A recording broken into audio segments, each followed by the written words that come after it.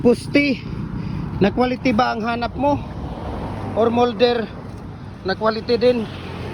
Halika, usap tayo. Pagka pusti, depende sa lugar, we can ship, no? Pagka molder, we can ship nationwide, Luzon, Visayas, Mindanao. Kahit saang sulok mo kayo ng mundo, kaya ngabutin ng ating cargo. So lifetime use na po natin yung ating pins concrete post or dragon fruit post molder natin dahil 3mm to 4mm po ang steel plate na ginagamit natin dito. Okay?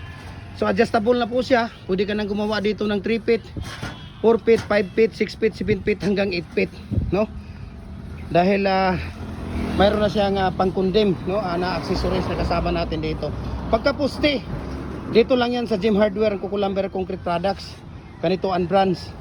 Gem Hardware, Kukulamber Concrete Products, Balulang Brands, Tripoli and F Kukulamber. Ang ating personal Facebook account, Felix Tan Pagikan Jr. Ang ating Instagram, Felix_Pagikan 2000. Channel, Gem Hardware, Kukulamber Concrete Products. At saka yung ating TikTok at Gem Hardware Cagayan de Oro or Felix Tan Pagikan Jr. No? Para updated po kayo sa lahat ng ating mga video.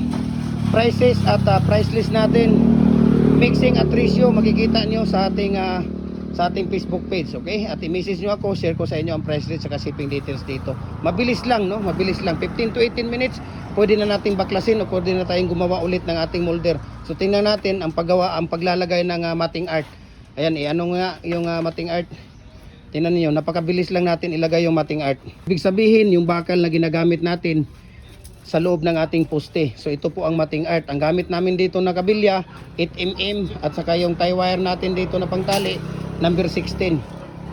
So napakabilis lang na pagka 7 feet, 7 stirrup, pagka 6 feet, 6 na stirrup, pagka 8 feet, 8 stirrup ang nilalagay natin dito. Kung makikita ninyo, napakabilis lang at napakadali na production, no? Ang ating manual heavy duty na pins concrete post molder or dragon fruit post molder natin. Mabuhay at maraming salamat po sa ating lahat.